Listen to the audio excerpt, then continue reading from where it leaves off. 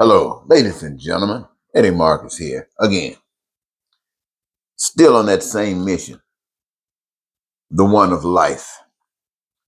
But I wonder, have you noticed?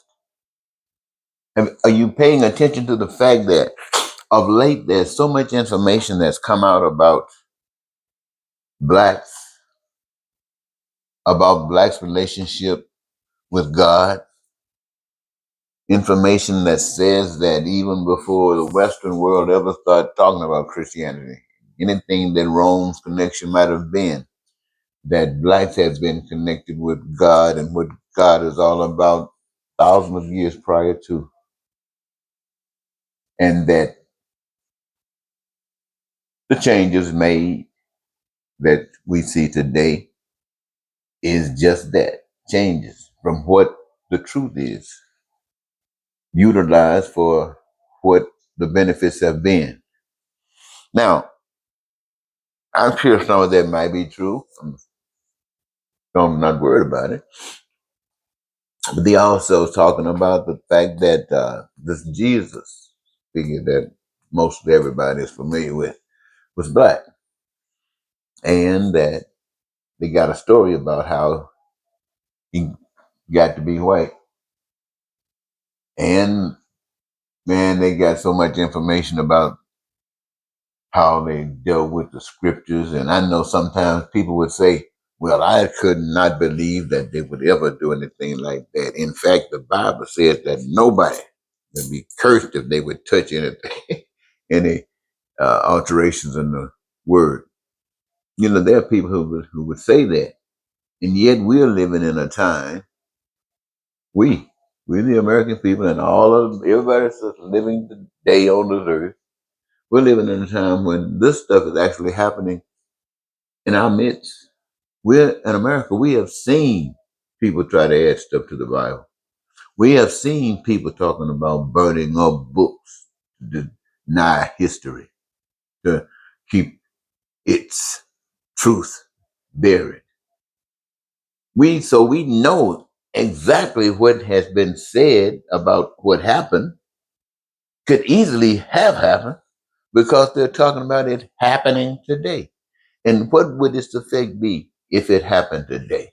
What would its effect be if it happened today? Now, that will tell you exactly what its effect was before. In other words, the truth is just slapping us in the face. Bam, bam, bam, bam. Now, I'm not worried too much about the original man. I'm not worried about if Jesus was black. I mean, it really makes me feel good to think that someone as wonderful as the message and the image that I have of Jesus is black, because God knows they always were trying to teach me that it was white.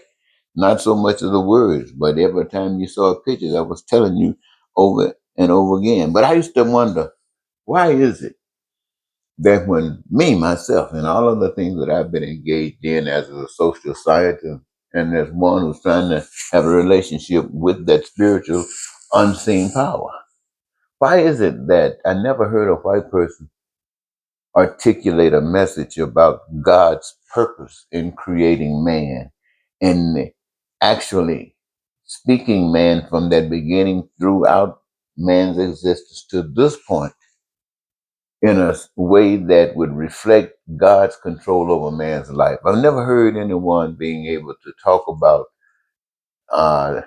thy will be done on earth as it is in heaven. I've never heard white people, never heard black people either, being honest. But in my efforts to satisfy myself, which includes your being satisfied, it seems to me that it became obvious, how that would happen. And it just, well, I'm a black person. But ladies and gentlemen, I have to realize and I have to mention to you that certain things would help you, I think, to realize that when people talk about a dictator, they give me the impression about one man trying to call the show. That might be a picture, but what it really is is the understanding that now the rule is evil. It is, I don't want to say sin, but it's evil. It's no good for anyone. That control, that rule. So you might call it a dictator, but it's evil. You might call them authoritarian, uh, fascism. Those are just names rather trying to hide the truth. The truth is it's evil. Why? Because it denies the path of life that was designed for man from the beginning. You see, I personally think that it would be nice if we could focus on freedom, freedom from lies, freedom from deception, freedom from cheating, freedom from stealing. We as a people get freedom from hatred and freedom from racism.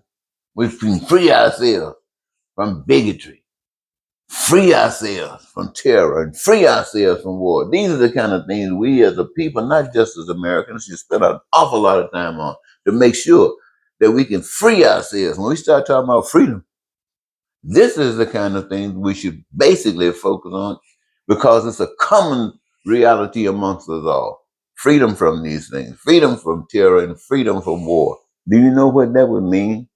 You know how much simpler it would be then to create government that create a real government, create the kind of government that produces what one wants, what is basically satisfying your needs and wants and desires.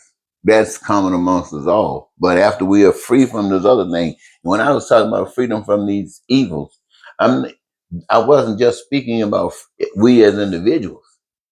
Yes, free as individuals, but free as the collective from these evils. You see, yes, we as individuals commit these kinds of things, but there are forces that does a heck of a lot worse than we do as individuals. In fact, plays a major role in what we as individuals do.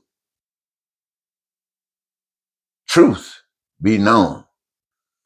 But if we are free from that, which opens the door so that we can create that government that says, I would say, that comes from the beginning. And from that beginning throughout all of its eternity, for all of the generations to live as though this whole life experience in the human body is as in heaven. That means that you live in peace, you're free, your needs, wants, and desires are met, you're prosperous, you're happy and joyous, you're living your dreams, you're suffering for nothing that are absolutely essential for your survival, like food, clothing, shelter, education, healthcare, transportation, infrastructure, and truly anything that's made by the hands of man. Because now we recognize, since we're free from all that junk, we can see that everything is from a power that we cannot see, which tells us there's a power bigger than us, the power out there that we serve in the purpose of that power. And that power is supplied here with this earth all of the resources that we would need to do anything that we've done, are doing, or will do. So that power is talking to us. We, the people who are benefiting from all of this right here, play a part in the process. Play a part in the process by engaging in the manifestation of these goods and services in such an abundance that no one would have to suffer a lack thereof, which means each of us get an opportunity by this new government that we're creating, a real government that allows us to participate in that process by finding a career that we love.